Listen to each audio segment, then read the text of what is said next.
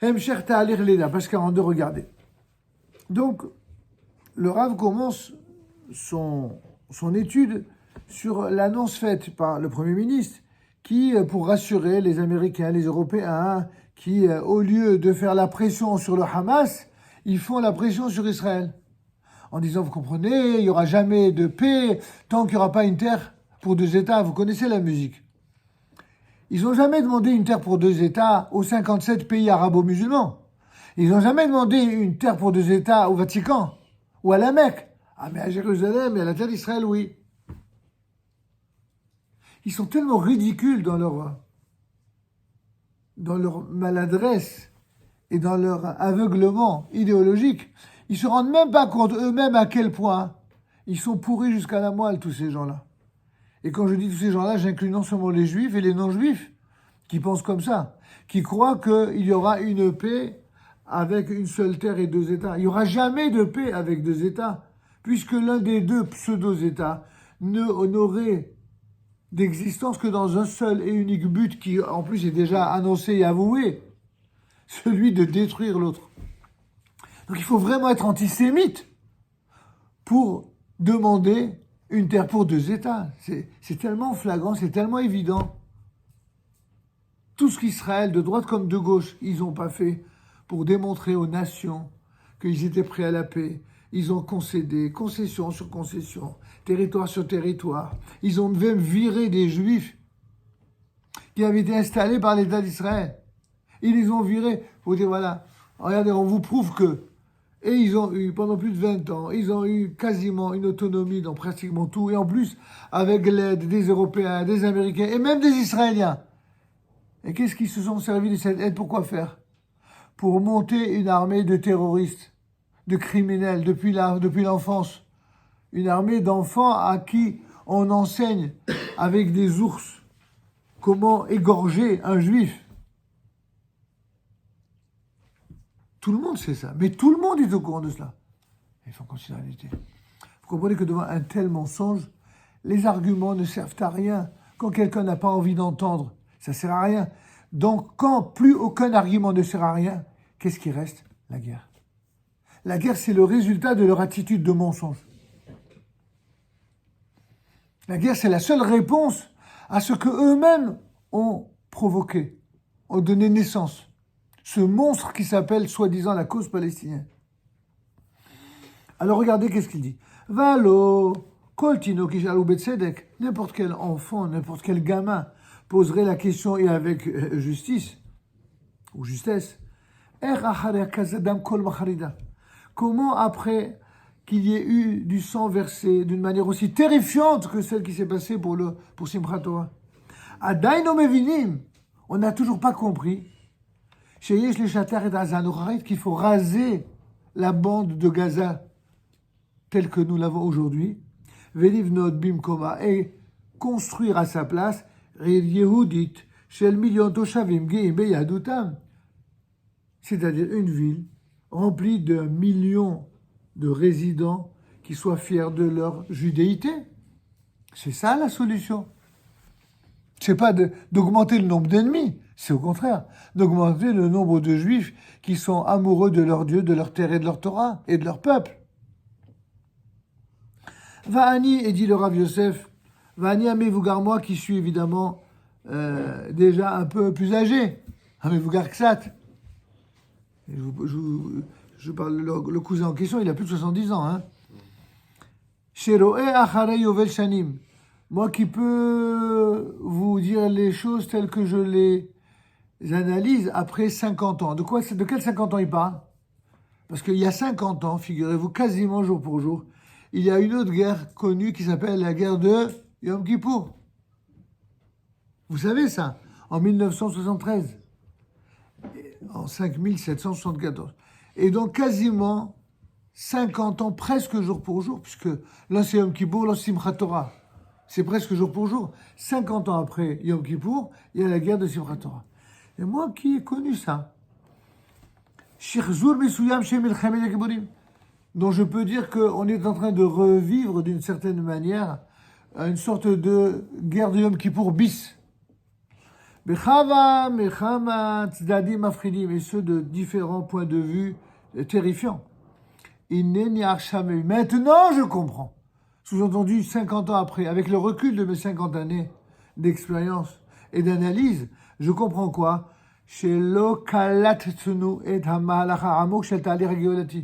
Qu'on n'a pas compris, on n'a pas intégré le processus profond du Tahali Ragolati, de la procédure de la délivrance. C'est-à-dire que, on sait que la délivrance, vous dit la Gemara, Agiola Tavo Kima Kima. Elle viendra par étapes, petit à petit. Sauf que, quand on dit qu'elle vient petit à petit, ça veut dire quoi concrètement? C'est-à-dire qu'il y a pas après pas, il y a des choses qui vont se produire dans l'histoire, qui vont nous faire avancer. On a eu une guerre d'indépendance en 1948, et une déclaration d'indépendance. On a eu en 1967 la guerre des 6 jours. Est-ce que tout le monde a compris ce qui s'est passé à l'époque? Est-ce que tout le monde a compris ce qui s'est passé en 1973? Pas tout le monde. Les plus grands hachamim, les plus grands Baalei Emouna ont compris. Les autres, ils n'ont rien compris du tout. Et comme ils veulent démontrer. Qui met Hazar Aliyah Rishona, car depuis la première grande Aliyah, Ve'ad Milchemet Sheshedami, jusqu'à la guerre des 6 jours, Nivneta Hatashtit Hamaasit Vachomrit Shel Medinatenu. Vous avez le texte? Fut ainsi construite. Tashtit, c'est l'infrastructure. L'infrastructure concrète et matérielle de notre État. Qu'est-ce qu'il y a eu entre 1948 et 1967? 19 ans de construction physique de la terre d'Israël.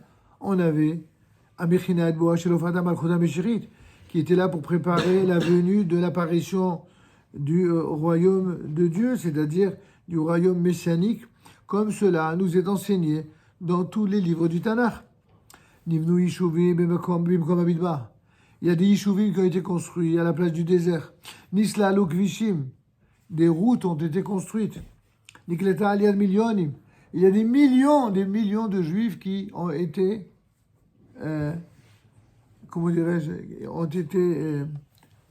amenés en Israël et ont été intégrés.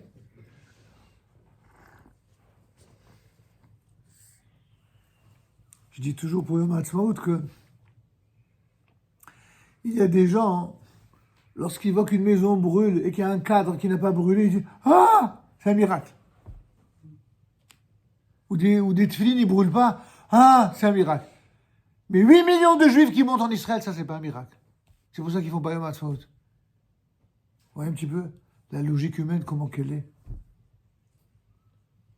Ça, c'est... Quand quelqu'un a un handicap cérébral et spirituel morbide, il arrive à des conclusions pareilles. C'est-à-dire que quand quelque chose, il est hollywoodien, cinématographique, c'est un miracle, même si ça n'a aucun sens de miracle.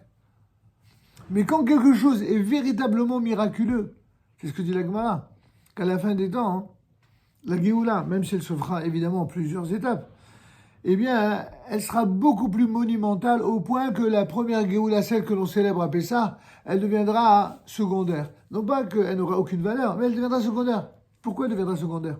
Parce que pour la Géoula de Pessah, si importante et valeureuse soit-elle à nos yeux, elle était surtout jusqu'à ce que les Juifs reviennent en Israël. Qu'est-ce qu'on apprenait de cette Géoula? Que Dieu nous a placés dans des conditions d'esclavage pour que l'on comprenne comment faire l'apprentissage de la liberté. Mais en fin de compte, on était tous en Égypte. Il nous a tous fait sortir en même temps. Il nous a fait traverser le désert pendant 40 ans, parce qu'on n'était pas vraiment prêts. Et finalement, il n'y a qu'une partie qui est sortie d'Égypte, une seule partie qui est rentrée en terre d'Israël. C'est clair jusque-là? Mais c'était un seul endroit, d'un seul endroit vers un seul endroit. Or, à la fin des temps, les Juifs, ils viennent pas de l'Égypte, ils viennent de plusieurs centaines de pays dans le monde. C'est quoi le miracle le plus grand? C'est quand tu passes de l'Égypte à l'esclavage en Israël via le désert, ou alors lorsque tu as des Juifs qui ont été disséminés à travers le globe terrestre tout entier, ils ont été disséminés partout, ils ont été mélangés à des cultures innombrables, et finalement Dieu crée les conditions pour ramener tous les Juifs au bercail. Chacun à la manière dont lui décide. Vous comprenez en quoi C'est un miracle infiniment plus grand. Alors le Rav nous dit, il y a eu des choses extraordinaires qui se sont réalisées. Et pas simplement les constructions de maisons, les constructions de routes, la aliyah de millions de juifs qui sont montés en Israël. Bimkom 43. Bimkom Shemama Enoshit, à la place d'une dévastation, d'une désolation humaine, il y a eu la vie qui est réapparue. Et d'autres objectifs prodigieux qui sont réalisés vers Kol Bisrat Cholin. Mais seulement tout cela n'a été réalisé qu'en des termes profanes, en fin de compte. N'importe qui peut dire ça. Même des sionistes non religieux sont d'accord avec ça. Même des juifs de droite, de gauche, tout ce que vous voulez. Et même des non-juifs, d'ailleurs. Et je vois, formidable quand même, le peuple juif. Formidable. Tout le monde est d'accord avec ça. Jusque-là. Beli avlata chemshaim. La seule chose, c'est qu'il ne va pas dans cette manière de présenter les choses, c'est que le nom de Dieu n'apparaît nulle part. Dans cette vision-là, Dieu, on fait comme s'il était hors sujet. Exactement comme ont toujours voulu les nations du monde. Pourquoi ils ont fait tant de mal aux Juifs? Parce qu'en écartant les Juifs de la scène de l'histoire, c'est une manière d'écarter Dieu. Va-fil ou bitricado, parfois même en le malmenant, kaviachol. Vehine, alors qu'est-ce qui s'est passé lors de la guerre des 6 jours? Il y a quelque chose d'unique, sans précédent dans l'histoire du peuple juif qui s'est produit. Je saute d'expression, c'est un peu trop long à vous expliquer maintenant. La guerre des 6 jours, elle nous a fait sauter un bond en avant vers la Jérusalem qu'on appelle la Jérusalem Hashlema, la Jérusalem complète. Avant, Jérusalem était amputée parce que les Jordaniens avaient colonisé Jérusalem. Ah, quand les Jordaniens ont colonisé Jérusalem, ils n'ont jamais dit, les nations du monde, aux Jordaniens, vous n'êtes pas chez vous, pourquoi vous avez colonisé? Jamais. Mais quand les Juifs reviennent chez eux, on a conquis la partie est de Jérusalem et les territoires palestiniens. Toutes les nations du monde, dans une hypocrisie époustouflante, sont tous d'accord pour traiter les Juifs de colons. Pourquoi? Parce que leur logique à eux, leur logiciel, comme on dirait en termes d'aujourd'hui, c'est de raisonner sans Dieu et de raisonner selon le logiciel des nations antisémites depuis 2000 ans. Que les Juifs n'ont aucun droit sur terre, y compris en terre d'Israël. Ok, Agdala de Rabbeinu Harav Tzvi Yehuda Zatzal, ou alors pour se fier à la définition du Rav Tzvi Yehuda à propos du verset qui dit Nehal taber ozzecha el neve kodshecha. Vous savez où c'est marqué ça?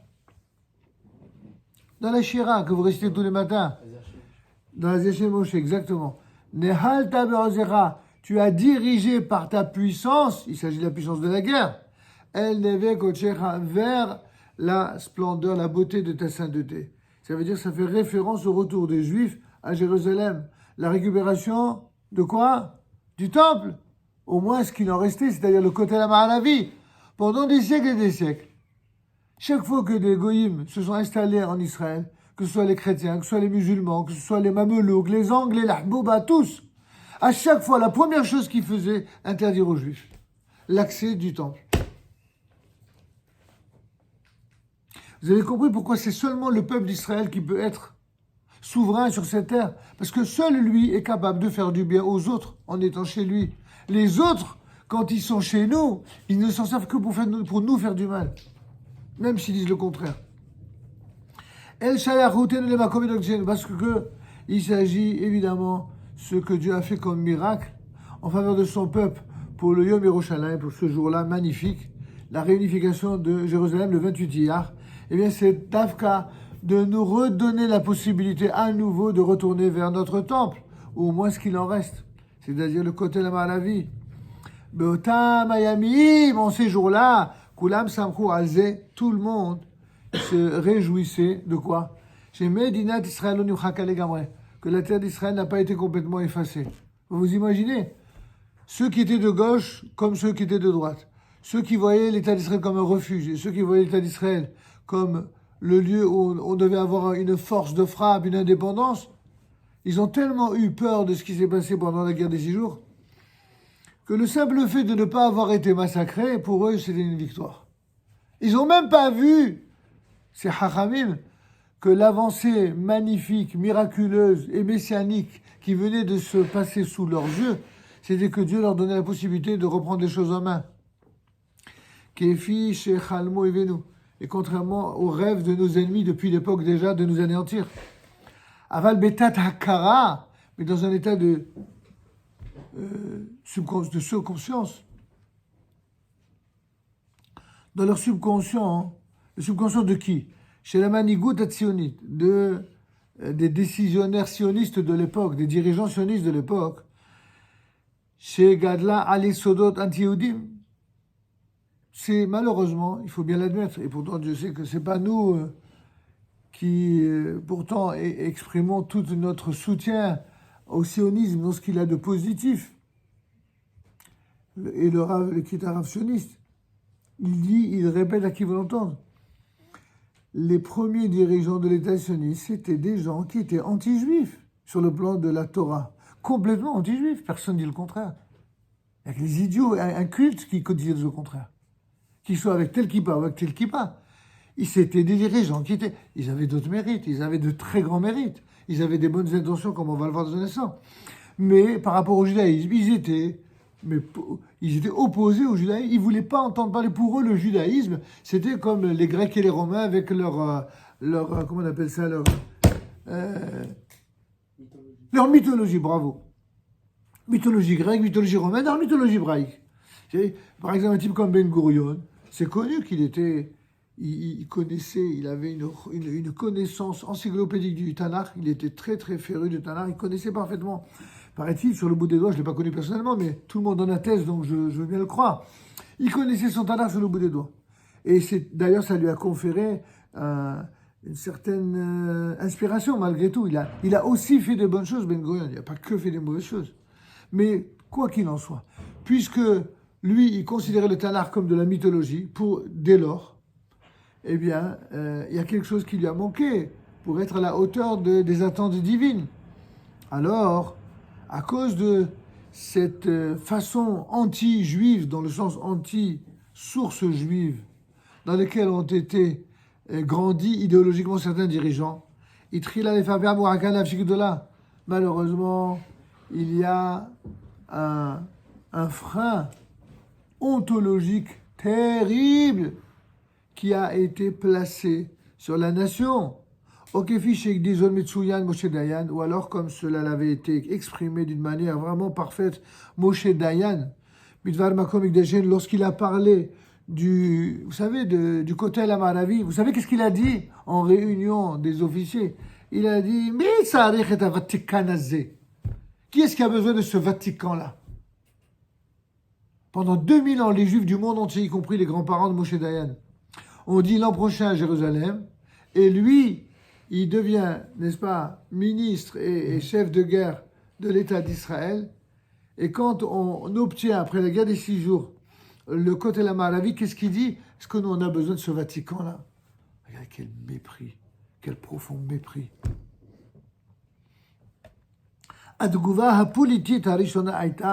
La première réaction politique fut quoi? Fut laquelle? Ils ont refusé d'admettre Ba'alout, ça veut dire la propriété, l'annexion sur cet endroit-là. Attends, on vient de gagner la guerre contre des ennemis qui nous ont attaqués. C'est une réaction. On aurait dû en profiter pour dire, voilà, on est chez nous, point final. On est dans le lieu le plus saint du judaïsme. Seulement, ils étaient tellement anti-source juive, ils ont encore préféré remettre ça entre les mains des Jordaniens, de nos ennemis. À l'époque, il n'y avait même pas de traité de paix avec les Jordaniens. Plutôt que de risquer de faire de cet événement un événement messianique. Donc, idéologiquement, ils ont raté un coche terrible. Et ils ont provoqué, justement, ce qui s'est produit par la suite. Et ils n'ont pas fait ça que pour le temple ou le Kotel. Ils ont fait ça pour le Sinaï, pour Yehoud, avec Shomron, la Judée-Samarie, ainsi que le Golan. À chaque fois qu'on a, Behazé Hashem, grâce à la grâce de Dieu, eu la restitution d'une partie de nos terres légitimes, au lieu de s'en réjouir et de se battre pour les maintenir et de les réaffirmer, on a toujours eu des chefs, soit de guerre, soit politiques, qui viennent porter ombrage à cette victoire éclatante. Alors, Dieu n'était pas content de cela. Hein. Est venue la sirène d'alarme, la première sirène d'alarme du ciel. Quand ça? Le jour de Yom Kippour, 5774. La fameuse guerre de Yom Kippour. Parce que la guerre de Yom Kippour, 1973, par rapport à la guerre des 6 jours, c'est combien de temps après? 5 ans? 5 ans. Quoi? 5 ans. 1978. Qu'est-ce que je raconte? 68. Oui, 68, 73, c'est ce que je dis, 5 ans. 5 ans après. 5 ans après, qu'est-ce qui se passe? La guerre de Yom Kippour. Seulement, malheureusement, quand il y a eu la guerre de Kippour, au lieu à nouveau de comprendre la conséquence de cette guerre, des gens qui profitent de Yom Kippour pour nous attaquer, qu'est-ce que les idéologues gauchos de l'époque ont dit? Pour Charles Nachman, ils n'ont pas expliqué la situation comme il fallait.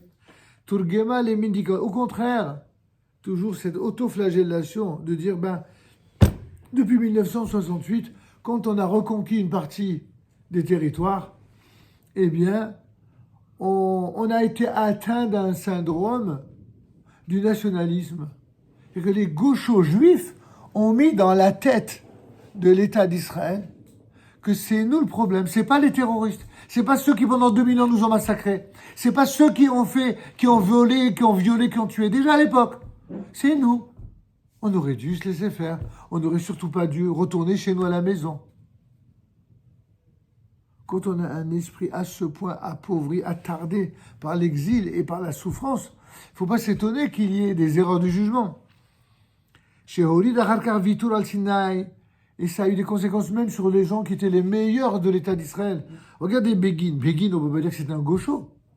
Begin, c'était quelqu'un qui, non seulement il était de droite, mais dans certaines mesures, on sait qu'il étudiait la Torah 1 à 2 fois par jour, par semaine. Il avait, c'était pas un rabbin sioniste, mais en tout cas, c'est peut-être pour ça qu'il n'a pas tout compris. Mais en tout cas, il a étudié la Torah. Eh bien, qu'est-ce qu'il a fait, Begin? Il a abandonné le Sinaï. Bon, qu'est-ce qu'on va faire du Sinaï? Après tout, ça n'est que la montagne sur laquelle on a reçu la Torah. Hein.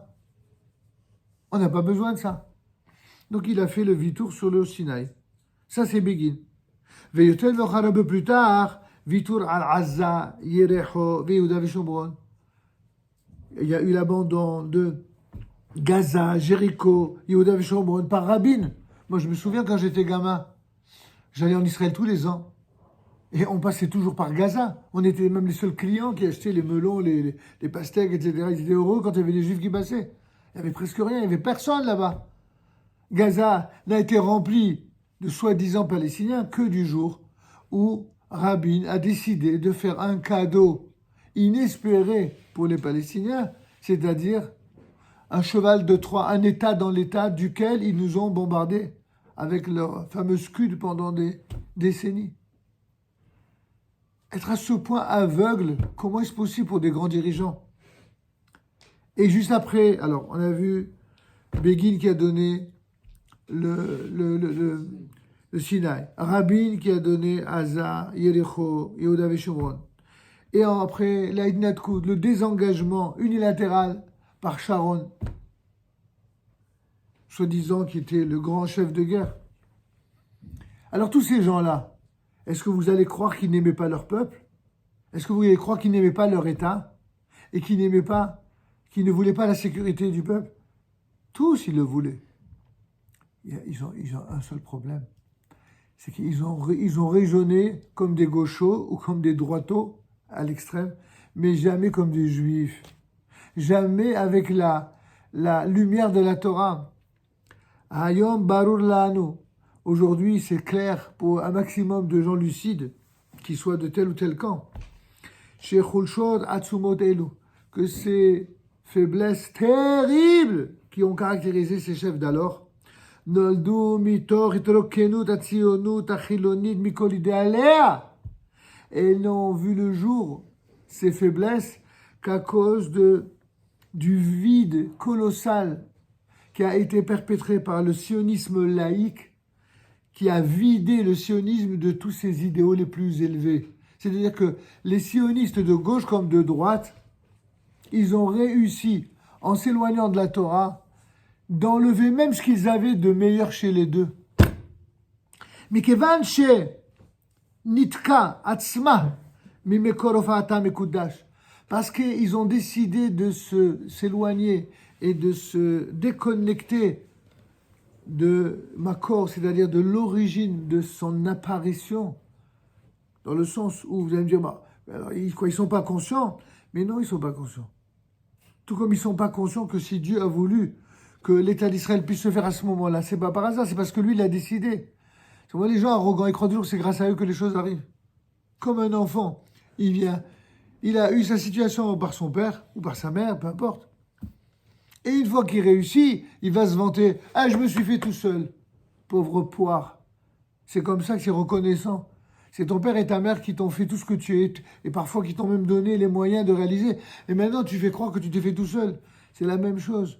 Tous ces juifs de droite comme de gauche, qui au lieu de reconnaître ce qu'ils devaient à Dieu, et de comprendre qu'on ne peut pas gérer un État juif en Eretz Israël en se déconnectant de Akadosh Baruch Hu, alors ils commettent des erreurs, même si c'est des bonnes fois.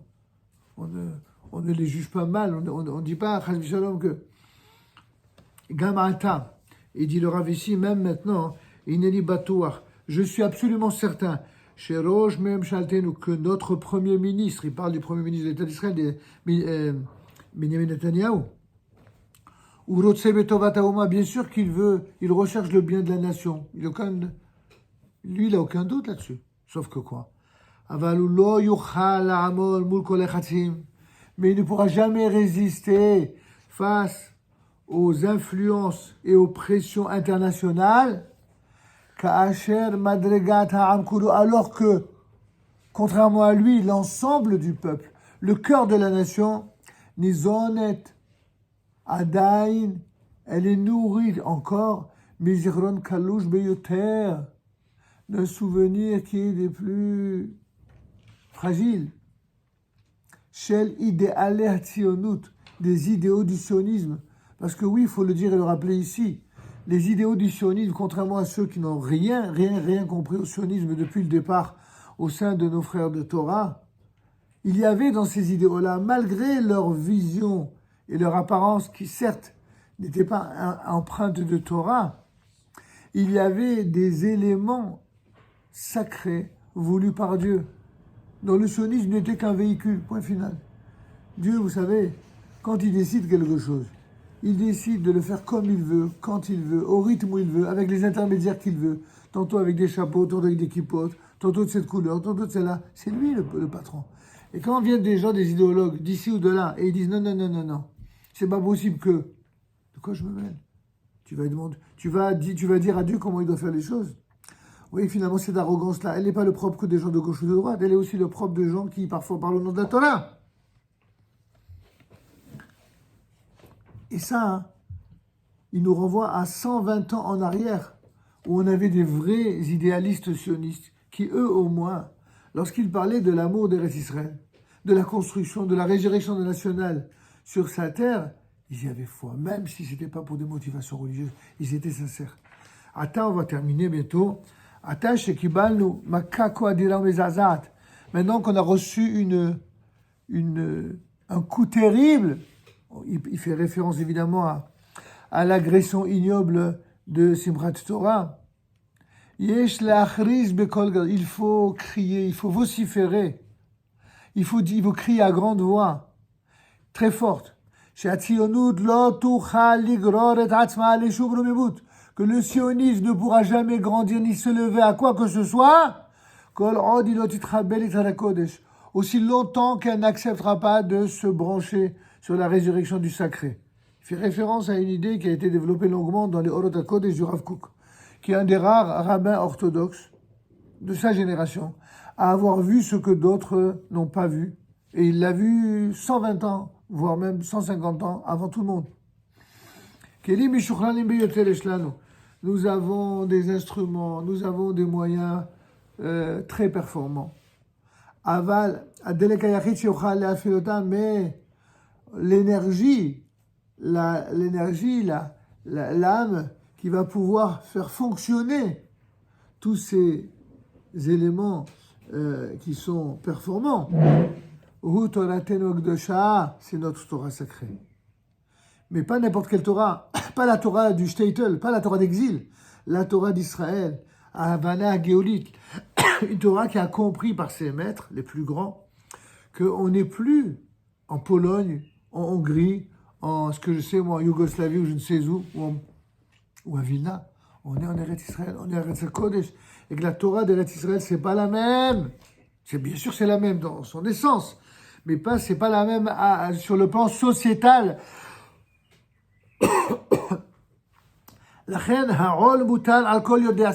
C'est pourquoi il incombe comme charge sur les épaules de tout juif qui est capable de comprendre ce que c'est que de prendre un livre de Torah. Également quelqu'un qui a la foi de notre époque, qui est clarifiée à ses yeux, qu'il comprend ce qui se passe dans l'histoire. Les Hidgayes Nafshit, il faut qu'il s'enrôle dans son âme et conscience, les Romains mettent Amenu Kulo, à élever tout notre peuple dans sa totalité, les Yehuda Vaniflaim, pour atteindre ses objectifs les plus prodigieux. Ou l'asbir est d'expliquer Shachare, Shagouf, Aleoumi Kolkar Mesudar Ubanoui, que si le corps de la nation a bel et bien été construit depuis 1948, En Sikoui, les Hayim à Gounim Avorenu, on n'a plus aucune chance de pouvoir vivre tranquillement en tant que nation sur la terre, Bli Ofa Adnishmatenu Aleomit, sans l'apparition de notre âme nationale. Vous savez, la nation. Ça ne dérange pas d'ouvrir parce que je trouve qu'il fait un petit peu chaud. J'arrive une seconde. J'ai tellement froid sur la tête.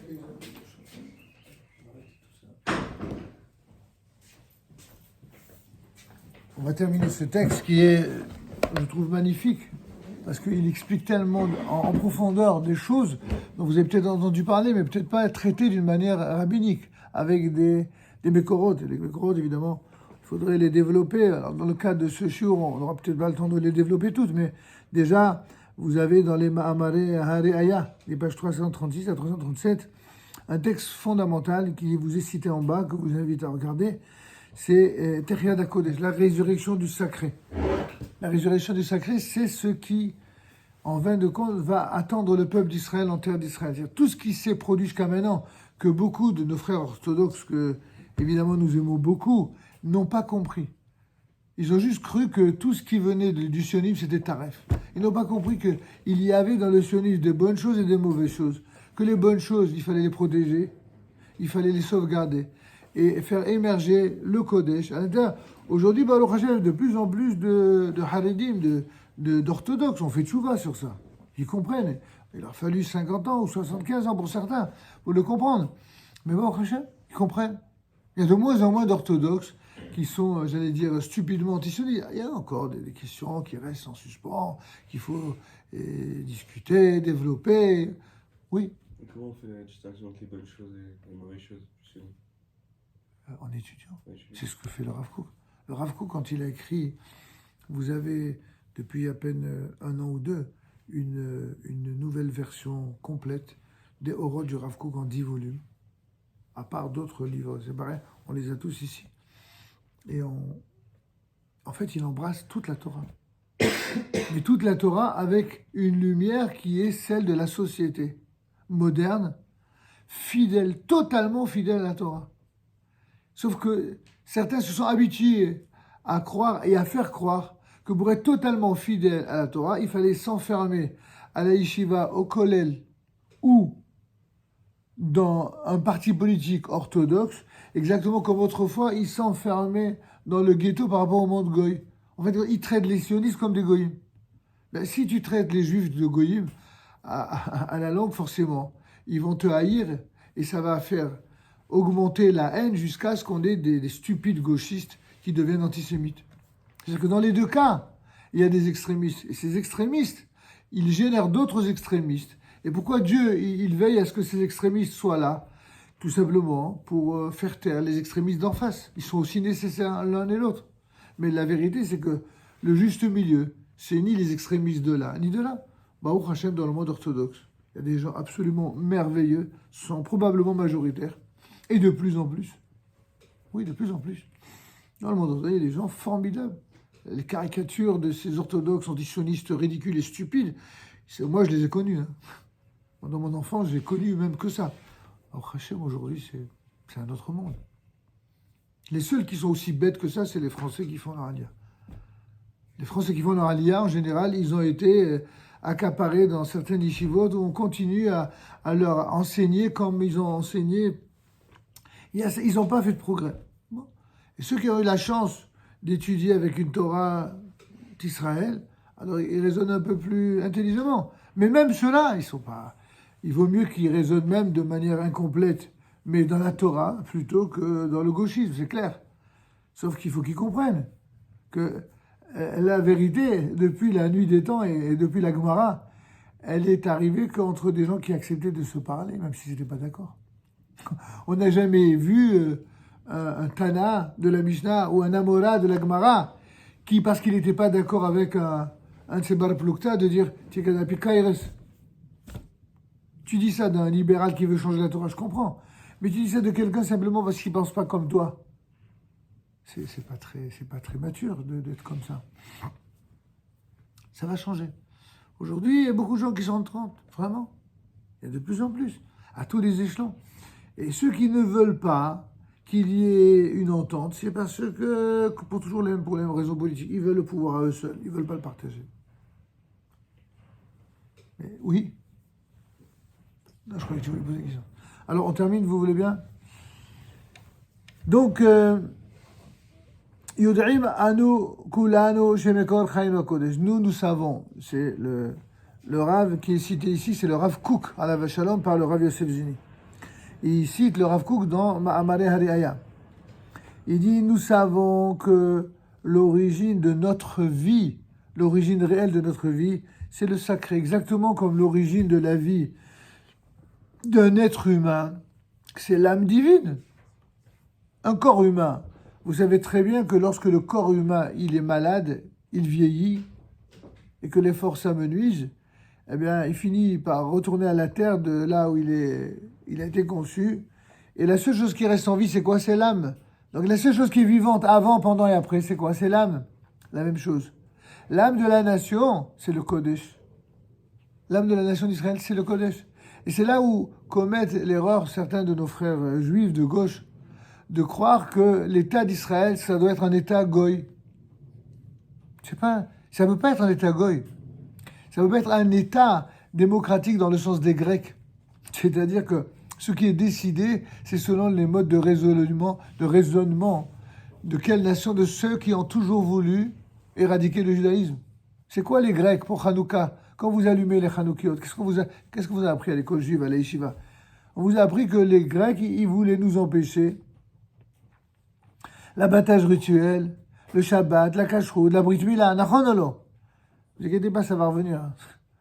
Déjà, ils ont tellement été loin, là, l'extrême gauche française, que c'est l'extrême droite qui va aller au pouvoir, pratiquement à 90% sûr. Ils n'auront pas besoin des Juifs pour cette ère. Ils ont fait exactement ce qu'il fallait pour faire monter l'extrême droite. Sauf que quand l'extrême droite va monter, il y a extrême droite et extrême droite. En un premier temps, ils vont faire leur revanche contre les arabo-musulmans qui ont craché sur le pays, qui a été déloyaux. Et comme d'habitude, une fois qu'ils auront fait la peau aux musulmans, avec qui ils vont se faire les ongles? Avec les Juifs, comme toujours dans l'histoire. Ils seront toujours aussi hypocrites et versatiles. Toujours. Et tout ça, pourquoi c'est comme ça? Pourquoi c'est à ce point évident? Mais parce que les Juifs, ils doivent comprendre qu'ils ont un rôle, ils ont une place à tenir. Et s'ils ne tiennent pas ni leur rôle ni leur place, alors Dieu laisse faire les velléités négatives des nations pour leur rappeler. Ce sont les antisémites qui rappellent à chaque fois aux Juifs qu'est-ce qu'ils doivent être, où ils doivent être, qu'est-ce qu'ils doivent faire. C'est comme ça. En tout cas, on n'en est pas là, mais on est sur les traces de cela. Donc, qu'est-ce qu'il dit? Le Rav, il dit, c'est le Kodesh qui est le makor de notre vie. Seulement, le Kodesh, son rôle, c'est cela. C'est de montrer en quoi et comment il tire sa force. D'où et de quelle origine il tire sa force. Et quand le Kodesh réapparaîtra au sein du peuple d'Israël, en tant que nation et pas en tant que ghetto, en tant que Torah d'Israël et pas en tant que Torah de Galout, alors le monde entier reconnaîtra que le peuple d'Israël, c'est vraiment le peuple d'Israël. Comment voulez-vous que les goïms considèrent le peuple juif comme le peuple élu quand il y a encore tellement de juifs pour qui l'élection, c'est un poids dont ils veulent se débarrasser? Que leur obsession, c'est de ressembler aux anti-juifs. Comment? Et même les signes de la résurrection du profane, à Kodesh ou à Poalotam. C'est-à-dire que même quand l'État d'Israël est ressuscité, apparemment profane, en vérité, ce sont des signes du Kodesh. C'est le Kodesh qui a rendu possible qu'il y ait un État juif. C'est avec le Rav Kook qui a pu dire une chose pareille. C'est pour ça qu'il ne s'est pas fait que des amis au sein du monde orthodoxe, qui n'étaient pas à sa cheville pour comprendre cela. Tout simplement.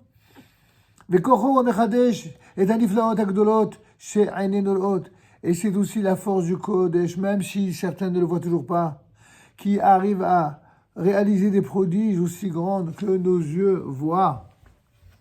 Il y a 140 ans, il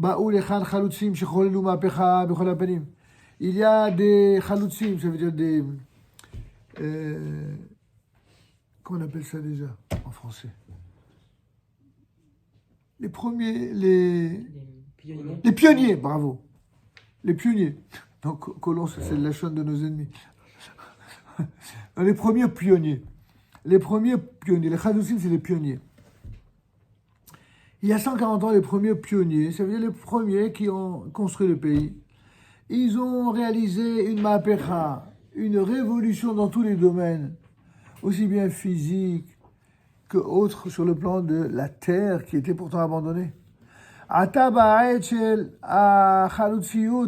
Aujourd'hui, le temps est venu de passer à un autre niveau de pionnier. Il faut que nous soyons les pionniers de ce qui est requis dans notre génération, à savoir Binyan Aruach Shelamenu, la construction de la spiritualité de notre peuple. Nirtov, et dit le Rav, nous allons écrire, ou Nevaler, nous allons clarifier, et Kol Rechush Otzeloten Tarbotim, tout l'héritage sacré de nos trésors culturels. À quoi il fait référence? Le Rav Zini ici, quand il parle de nos trésors culturels.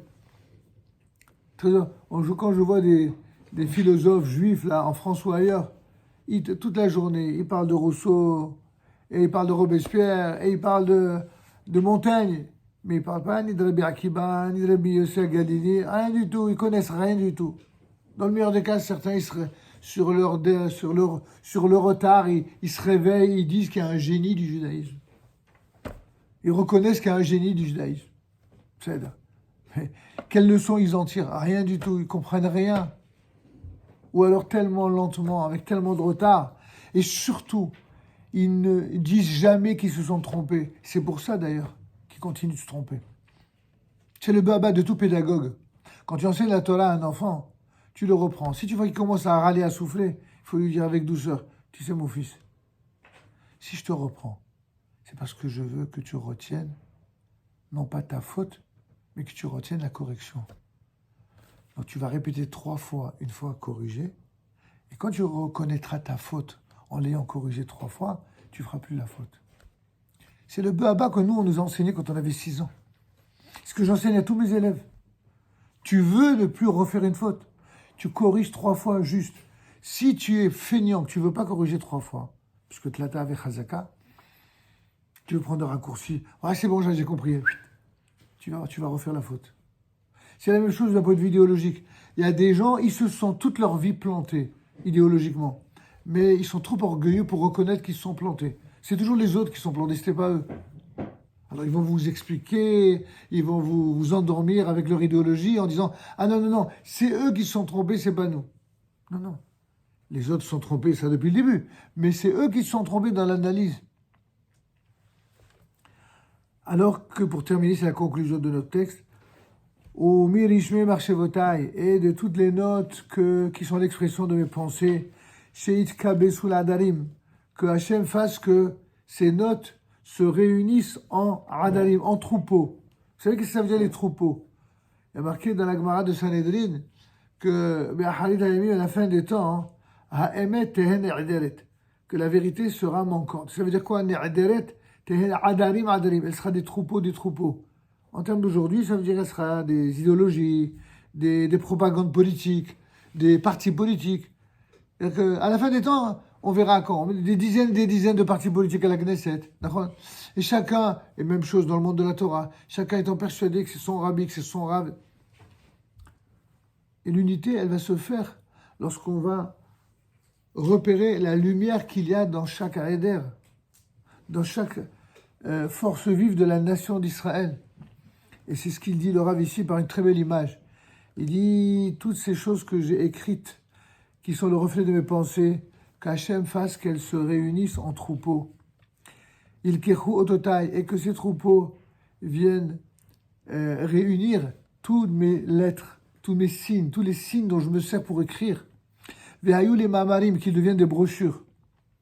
Vehamamarim bechoveret, et que pas les brochures, les articles, les discours deviennent des brochures, que les brochures deviennent des sfarim. Vesfarim bechol korat yiyu nivzarim, et que les sfarim, c'est un jeu de mots avec sapar, ce sont les banlieues, vous savez, des villes. Eh bien, parce que korat, ça veut dire une ville en hébreu. Eh bien, yiyu nivzarim, elles deviennent des villes, des petits villages deviennent des véritables villes. À quoi il fait référence? Que par la Torah Hagoelet, par la Torah d'Israël, qui enseigne l'amour et l'attachement à toute la Torah et à toute la terre d'Israël, qu'ainsi toute la terre d'Israël puisse se reconstruire, et que le peuple d'Israël puisse se réapproprier ce qui lui a été volé pendant des siècles et des siècles par les nations. Pour cela, évidemment, il y a beaucoup de travail à faire. Il n'y a pas besoin de le faire dans la violence, il faut le faire dans l'amour de la Torah, dans l'amour d'Israël, dans l'amour du peuple d'Israël, mais aussi dans l'amour des nations, dans ce qu'elles ont de meilleur. N'oubliez pas ce que dit le Rav Kook dans un autre texte des Oroth, que c'est quoi la récompense d'un juif de Torah authentique et sincère? C'est que non seulement il est ataviquement nourri des qualités de Avraham, Yitzhak, Yaakov pour les hommes, ou de Sarah, Rivka, Rachel, et Léa pour les femmes, mais grâce à cette Torah et ces midot dont il est ataviquement nourri, il va même apprendre des qualités des goyim. Les goyim, il y a des gens très bien chez les goyim. Parmi les nations, il y a des gens très bien. On n'a pas de haine des goyim. On n'a absolument aucun mépris. Par contre, on a du mépris pour le mal. Et d'ailleurs, que le mal provienne des goyim ou qu'il provienne des juifs. Le mal, on ne l'aime pas. Et on le combat. Vous comprenez la nuance? Les goyim, c'est le contraire. Souvent, malheureusement, en tout cas ceux parmi les goyim qui sont antisémites et qui nous veulent du mal, parce qu'ils ne supportent pas l'idée d'une forme de centralité du peuple juif qui a été décidée par Dieu. Cette notion de peuple élu, ils ne peuvent pas nous voir, ils ne supportent pas cela. Ils ont juste oublié qu'on n'a rien demandé. C'est Dieu qui a décidé ça. Et pourquoi il a décidé ça? Parce qu'on est simplement les descendants, justement, d'Avraham, Yitzhak et Yaakov, qui étaient eux des êtres d'exception, qui se sont battus pour mériter cette lumière divine. Et la différence entre eux et nous, c'est que quand eux, ils ont voulu le pouvoir, c'était pour nous massacrer, pour nous tuer, pour nous brûler. Que ce soit les goyim chrétiens pendant 15 siècles, jusqu'à Vatican II, que ce soit les arabo-musulmans, plus récemment, même si ce n'est pas le cas de tous, bien sûr, que ce soit les philosophes qui nous traitent d'égocentriques ou d'ethnocentriques, que ce soit les idéologues de droite ou de gauche qui sont tous antisémites lorsqu'ils vont si loin. Et finalement, un jour viendra où les nations du monde comprendront que lorsque nous reviendrons tous sur notre terre avec notre Torah, tout ce qu'on va produire, ce n'est que du bien. Et pas que pour les Juifs, ou pour Israël, pour l'ensemble des nations du monde. Les seuls qui vont crever la bouche ouverte avec leurs yeux exorbités, pour reprendre l'expression du nar. Tous ceux qui nous voient avec Aïnara, avec les yeux de la jalousie et de la haine, ces gens-là qui nous haïssent finiront par s'entretuer. Ça, c'est clair. Comme ça a déjà commencé dans certains endroits. Mais bon, on va pas s'occuper de tous les terrains en même temps. Occupons-nous déjà de notre terrain. Notre terrain à nous, c'est quoi? C'est pas d'enseigner la haine. C'est pas d'enseigner la cruauté, la méchanceté ou la tuerie. C'est d'enseigner la lumière. La lumière comme ces fameuses oros du Rav Kook qui permet de générer plus de Torah, plus d'amour, plus d'esprit constructif et plus d'exemplarité, parce que ça, c'est évidemment un élément essentiel pour que le peuple d'Israël puisse mener à bien son héritage. Bezat Hashem, c'est le texte d'après que je vous invite à prendre connaissance, c'est Nedabel B'Shem Torah. À un moment donné, il faut être capable de parler au nom de la Torah, mais pas pour l'utiliser à des fins idéologiques, uniquement pour servir Dieu, servir le peuple d'Israël, servir les nations. Nedabel B'Shem Torah. En tout cas, j'étais ravi de vous recevoir. Je sais que vous étiez en vacances et que vous étiez en famille et que vous êtes venus parce que vous avez à cœur de partager un peu de limoud. Ah bon, on a fait un peu, mais qualitativement, je pense qu'on a vu des sujets importants. N'hésitez pas, de toute façon, vous avez Baruch Hashem des Rabbanim qui sont tellement puissants en Eretz Israël, qui sont formidables. Étudiez avec eux, apprenez le maximum. Et si, sait-on jamais, si vous aviez besoin, même si ça m'étonne, parce que là-bas, vous avez ce qu'il faut, mais si vous aviez besoin d'avoir un autre avis, une question, sachez que je réponds régulièrement sur YouTube aux questions qui sont posées, que ce soit sur ces choses-là ou sur d'autres parties de l'étude que vous auriez. Et n'hésitez pas, voilà, vous serez les bienvenus, qu'est-ce la misote, et bonne chance à la yeshiva. Je sais que vous allez tous étudier à la yeshiva, que vous donne cette force redoutable et merveilleuse d'être ceux qui auraient le mérite de vous remplir de lumière. Sachez que le peuple d'Israël, il a besoin de Talmidei Chachamim. Il a besoin de gens qui étudient la Torah. Et il a besoin de gens qui combattent les ennemis d'Israël avec des armes de Torah et pas simplement des armes idéologiques venues de droite ou de gauche, avec des armes de Torah. On a énormément besoin de cela. Vous êtes la génération de demain, que Dieu vous protège, qui vous ramène en bonne santé et qui vous amène la bracha dans tout ce que vous ferez. Amen.